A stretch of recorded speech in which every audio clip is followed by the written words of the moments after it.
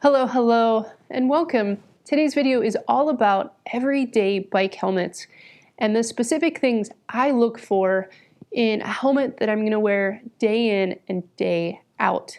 And then we're going to talk about my two favorite everyday bike helmets that have really risen to the top as I've tested and tried out a lot of helmets over the last few years. First as general everyday bike rider, reviewing products, and then as a bike shop owner, trying to find the right product mix for my everyday bike shop. So if you're new here, welcome. I'm Arleigh, and on this channel, I'm really focused on documenting everyday life by bike and helping you bike more and worry less. In this video, as I mentioned, we're talking about everyday bike helmets. And the reason I said everyday and not city bike helmets are I really don't prefer the city skid lid style of helmets. This is a helmet I want to be able to grab no matter the type of ride I'm doing. If I'm really going and getting into mountain biking or getting into road biking, I might buy a dedicated helmet for that. But an everyday bike helmet should be able to do a 2+ hour ride, be good in hot weather, and then city biking where you're not really getting up to speed and you need good airflow to capture as much wind through your hair as possible. Let's quickly go over the bare minimum things I look for in a good everyday bike helmet. Number one, no matter what, it needs to fit. And this is for any style of helmet for yourself, for your kids. And that means you don't have any pressure points, kind of like wearing shoes. And it feels like it's on your head and not sitting on top of your head, meaning like it's going to cut down next to your ear. It's not sitting on top. Then we move into weight. And weight is the second most important thing to me because for a good everyday bike helmet, I should be able to ride with it for 2+ hours. And if I'm in a leaned over position, my head's going to be kind of tucked up. And now that weight is sitting on my neck and not kind of pushing down through my body. So I don't want to be holding that up for a long period of time. Third and last main criteria I look for is airflow and ventilation. And this is one of the major reasons the more city style helmets just don't work in my life. I have a lot of hair. I live where it's hot. Soon I'm going to be living where it's hot and humid. And I want to be able to push as much air through my helmet as possible. And this is actually really critical for city biking because you're not going to be getting up to speed like you might be out on the road or going downhill on a mountain bike. You're going between stoplights. And so you want to be able to get as much airflow as possible going at a slow potential speed. The last thing I want to mention is price.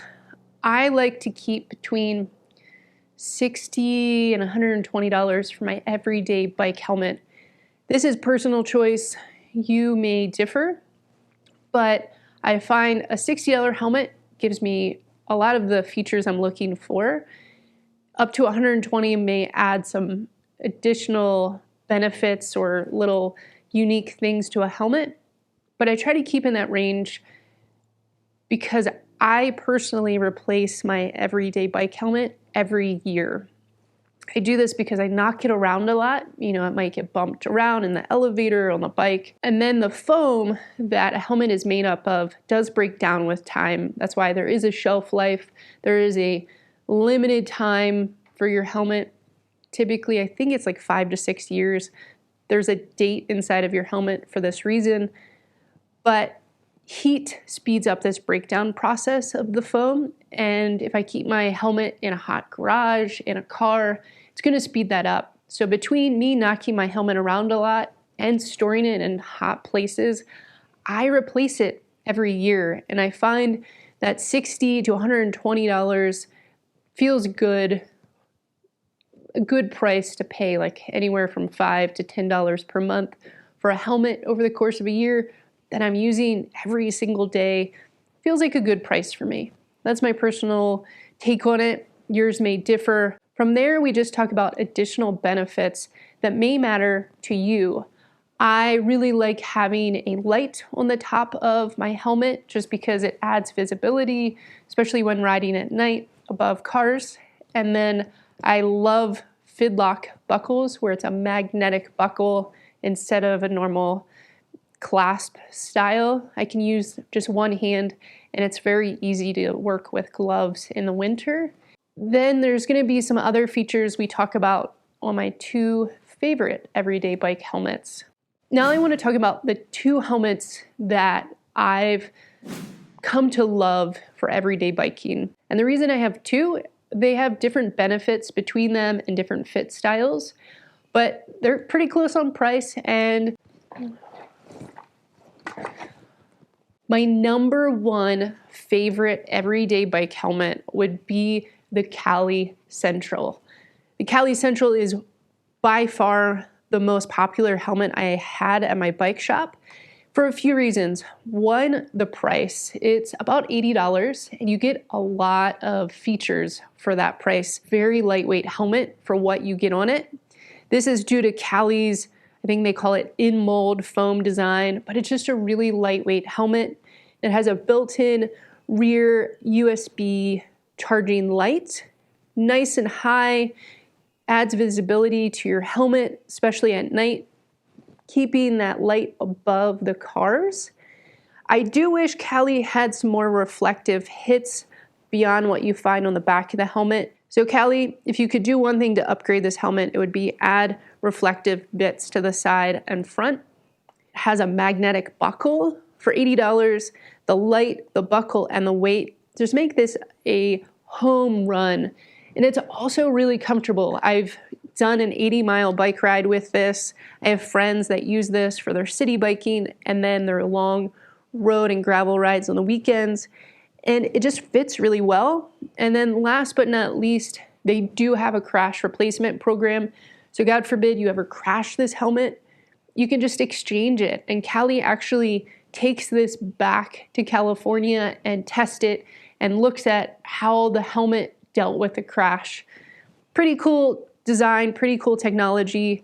And then something that may not matter to you, but really matter to me as a bike shop and somebody that tries to support businesses that are just doing good. Cali is a smaller helmet brand, not super small, but it's not like a Bell or Gira. They're based in California and their team is just superb. They cared about the end customer experience as much as I did as a bike shop owner. And I love that they're really expanding on their city bike line. I just reviewed their Cali City helmet, which is my go-to winter and cold weather helmet.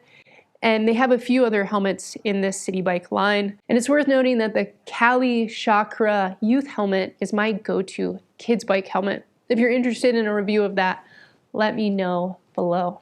Cali Central, 80-ish bucks.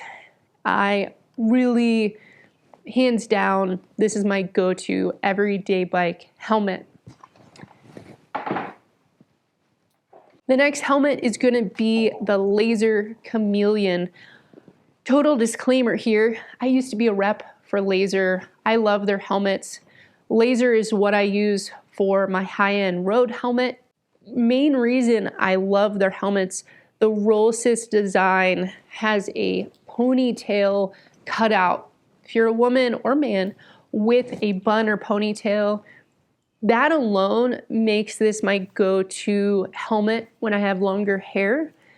But let's just talk about the Lazer Cameleon and why I think this should be one that you try out if you're looking for an everyday bike helmet. First off, we have a nice fitting $90 helmet.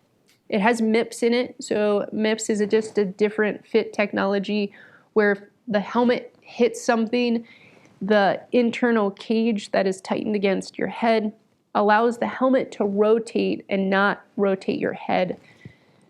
Reliably, MIPS technology makes some of the safest helmets out there based off of Virginia Tech's safety testing lab. I'll put a link below.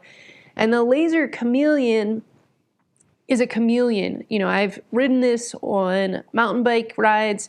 This visor right here is removable, so you can use it on a road bike where you might need to pick your head up a little bit more because you're leaned over. The visor really is helpful to me so I don't have to wear sunglasses when I'm riding my bike. This one right here has a light in it. That is an extra charge. So the helmet itself is $90. I think the light's like $15-ish. I'll put a link below. But the fit system is different. You're getting MIPS. You're getting that visor. You do not get a magnetic buckle, which is unfortunate. And like I mentioned, you're going to have to upgrade and add this rear light. It is made for the helmet. It is USB rechargeable. Highly recommend just ordering the light when you buy this helmet. But I think between these two helmets, you will find a superb everyday bike helmet where you can go on long rides. It has lights on the back for riding in traffic, and just comfortable and affordable. So if you're like me and you use it a lot, it doesn't hurt your bank account as much when you replace it every year or so. I think that's all I have to share about everyday bike helmets.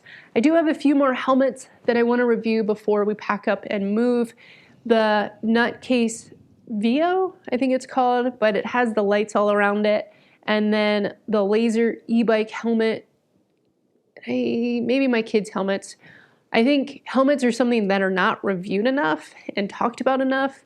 As I mentioned, I believe in helmets, and it's okay if you don't, but that's a personal choice that I make. And if you're interested in helmets, hopefully you found this interesting as well. I would love to know what everyday bike helmet you use and what things I should include when I'm doing a review or overview of bike helmets. Let me know in the comments below. And that's all I got for you today. Thank you for watching. Stay well, stay good, and I'll see you in the next video. Peace.